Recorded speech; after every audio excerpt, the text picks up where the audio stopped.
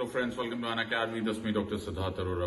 Friends, पढ़ाते समय मेरे मन में बहुत सारे ऐसे ख्याल होते हैं जो मैं आपके साथ शेयर करना चाहता हूँ, which is going to be very very crucial for your civil service examination preparation. I have had more than 1.5 decades of experience in this field and that is why मैं वो आपके साथ शेयर करना चाहता हूँ। इसलिए बहुत सारे वीडियोस मैंने कंपाइल किए थे over the period of last 3.5-4 years on Unacademy. All of them will be stitched together and shared with all of you. ये बहुत अच्छा मौका है। Everything that I want to share with you will be with you. उसी तरह से तुम्हें मालूम है कि मेरी प्लस क्लासेस को तुमने ज्वाइन करना है तो हमेशा कोड यूज करना SIDLIVE SIDLIVE। मैं शिद्दत से, ईमानदारी से जितनी भी कोशिश करूंगा to ensure that you get a realistic chance of cracking this exams. In the words of An Academy, let's crack it. Until next time, God bless. Thank you. बहुत सारे तरीके हैं। सिटीजनशिप तुम्हें बहुत तरीकों से मिल सकती है। The first one is called as by birth. Okay, so how will you get by birth? इसको कहते हैं जुस सोली। जुस सोली में by the virtue of soil, मिट्टी से। ओके, मेरा बर्थ यहां पे हुआ है, ये मेरी मिट्टी है, ये वर्ड जो यूज होता है। So by birth is born in India.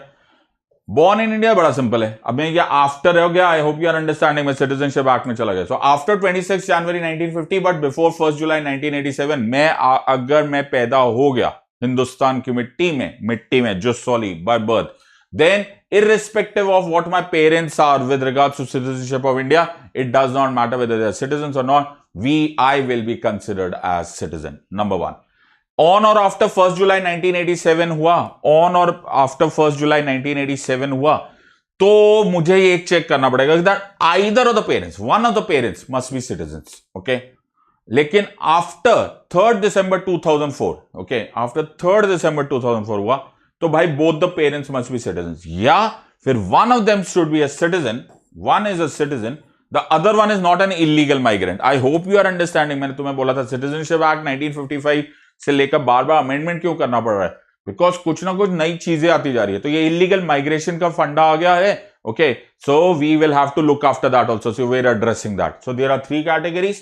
First, irrespective; second, either of the parents; third, both the parents or one of the parent is a citizen, the other one is not an illegal migrant. फिर है bye decent, इसको बोलते हैं by jus sanguine. Jus sanguine is खून से। Okay, by blood, right, मेरा खून से नाता होना चाहिए। So one, I should be born outside India. ठीक है जी, I am born outside India after 26 January 1950 but before 10 दिसंबर 1992। अगर मैं by descent by the virtue of blood मैं सिटीजनशिप लेना चाहता हूं तो father must be citizen at the time of my birth. Okay, number one. After 10 December 1992 either of the parents are citizens. Okay, कोई भी, यहां पे पहले फादर होना चाहिए, यहां पे आइदर ऑफ द पेरेंट्स।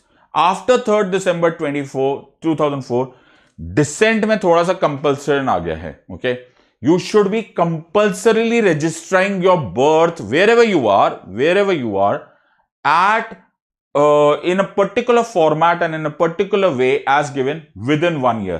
लेकिन इसमें if you notice practically and it is given in your book also, there can be some extension allowed. Okay, of course you have to make an application कि मैं 1 साल में register क्यों नहीं कर पाया.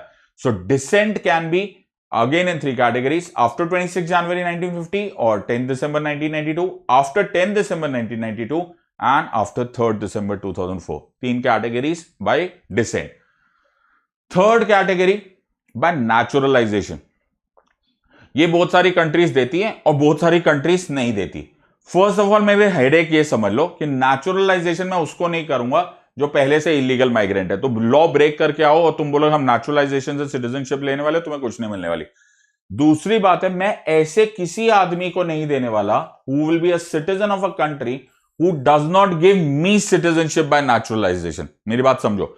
Suppose there is a country which does not give Indians citizenship based upon the method of naturalization, तो उसका सिटीजन, उस कंट्री के सिटीजन को इंडिया भी नहीं देगी सिटीजनशिप बाय नेचुरलाइजेशन। तो इट इज म्यूचुअल।